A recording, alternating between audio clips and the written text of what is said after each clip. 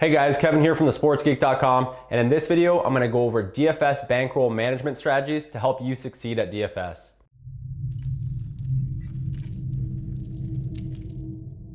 Alright, so first of all, what is a bankroll? The term comes from poker players and sports bettors, and it refers to the amount of money you set aside to play DFS with.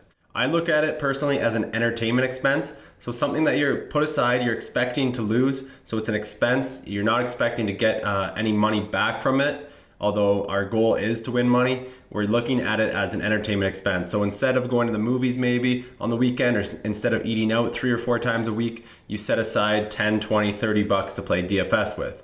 Unfortunately, not everyone wins money playing DFS, so you need to make sure your bankroll is money you can part ways with without any stress in a worst case scenario.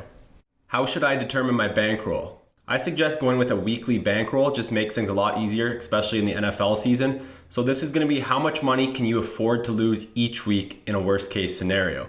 So you set aside a weekly bankroll, and it's money that you're expecting to lose that you can use as kind of like an entertainment expense. It doesn't matter if you get money back. This money is money that's set aside. You can afford to lose it, and you're not going to be worried if you do lose it. So it will differ for each individual. It could be $5 for some, $50 for others, and $200 for someone else. So it's all individual. And don't be that guy who deposits $500, enters it all in 1 week, loses that money, and can't play for a few weeks. So make sure you're setting aside a bankroll that you can afford to lose each week. Okay, so splitting your bankroll for contest types. There are 2 main types of contests at DFS sites. We've got the guaranteed prize pool tournaments, also known as the GPPs, and we've got cash games. Tournament payouts are similar to poker tournaments, so they're front loaded with around the top 20% being paid out, and these are very front loaded. If you finish in the 20th percentile, you might get double your entry fee in winnings, while finishing at or near the very top can get you some very large payouts. And then cash games are the 50-50s, double ups, head-to-heads, etc., where you need to finish in roughly the top 50% of entries to cash, but the payouts are roughly double your entry fee no matter if you finish first or just squeak into the money. Cash games are best for building your bankroll as you can consistently win money just by beating about 55% of the field. The 80-20 rule. So there's a general rule floating around the DFS community saying to play at least 80% of your weekly bankroll in cash games and then the other 20% in GPPs. The cash games are what will give you consistent profits, assuming you're above average DFS player, while you can lose a lot of money in GPPs even if you are an above average DFS players. So the GPPs are very risky. The cash games are what get you your consistent but small profits. So I'm gonna switch over to the whiteboard here, and we're gonna take a look at what each contest type can do to your bankroll. Okay, so I just wanted to quickly show you guys the difference between a GPP player and a cash game player. So over here we have profits. Here's $0 where you're gonna start, and then on the bottom we have time.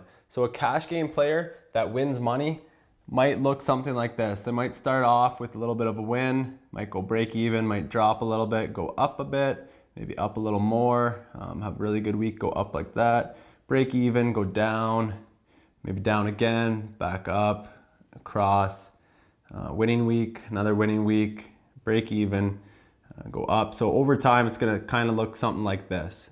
So that's a winning cash game player. A slow and steady climb, pretty consistent. And then on the other hand, with a GPP player, you're gonna be losing most of the time. So you might drop here, you might drop a little more, you might have a little win, you might drop some more, break even, maybe another little win, down, down, maybe break even, a little win, down, maybe a pretty big win, back to 0, but then you go down, down again, maybe a really bad week, go break even here again, go down, and then all of a sudden here, you might hit a big payout. So that's kind of what the GPP players are looking for. So then from there, you might go down, you might go break even, down, down again, and then here you might hit another big payout. So these are kind of what the GPP players are looking for, but if you don't hit these big winners here, you can keep going down and down and down until you do hit those winners, but it may never come. So that's why a lot of people recommend the cash games over the GPPs. With GPPs, you're kind of expecting to lose most of the time, and you're just hoping for these big wins, because even if you don't hit a big win, say you hit, maybe you get 10th place in a contest, it might only bring you back to break even. So you're looking for these big cashes, but that's why you want to play the cash games as well, so you can get those consistent profits in there too. Adjusting the 80-20 rule. So the 80-20 rule is a great starting point, but you need to ask yourself why you're playing DFS. Are you using it as entertainment, similar to the lottery, where you're just hoping for a 6 or 7 figure payday, knowing it may never come? Or are you trying to make a consistent side income throughout the year? Or maybe you're somewhere in between. So you can tweak the 80-20 rule depending on your personal goals. For example, I play mostly looking for a big score. I'm willing to lose my bankroll each week and try and win big because I play with money I can afford to lose and I've set it aside for DFS. I'm not too worried about making a consistent profit throughout the year. I'm just trying to get those big scores. Because of that, I play more than 20% in GPPs, knowing the risk involved. But on the other side of things, I have a friend who is more so hoping to make an extra $300 a month on a pretty consistent basis. So he doesn't really care about trying to go for that, 6-figure payday or anything. He just wants to make around an extra $300 a month on a consistent basis throughout the year. So because of that, he plays more than 90% of his bankroll in cash games, knowing he has a better chance at making a profit there. Decide what your personal goals are and split your bankroll between GPPs and cash games accordingly. I recommend to start with the 80-20 rule, or even more than 80% of your bankroll in cash games if you're looking to play DFS for a long time and enjoy it for years to come.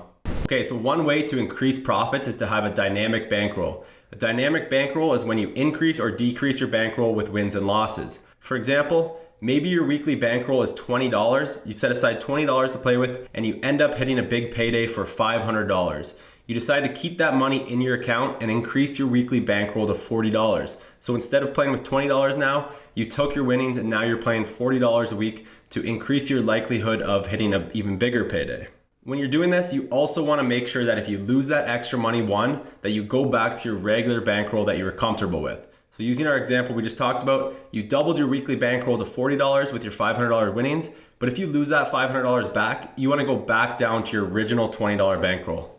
Okay, so to recap on the DFS bankroll management, you want to set aside a weekly amount that you're comfortable losing, even if you were to lose that amount every single week of the year. Stick to your bankroll unless you win big and want to increase a little bit, and never be afraid to decrease your bankroll overall or in individual weeks that you're not liking the slate. So some weeks you might not like the pricing of players, you might not feel good. Don't be afraid to decrease your bankroll or just sit out the week entirely.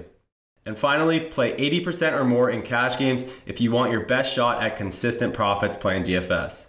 I hope this video helped you guys. If you enjoyed this video, let me know by clicking the thumbs up button on YouTube so I know to keep making DFS videos like this. And if you want access to my free DFS lineup generator tool, just click on the link in the description below. You can get that absolutely free. Just let me know where to send it.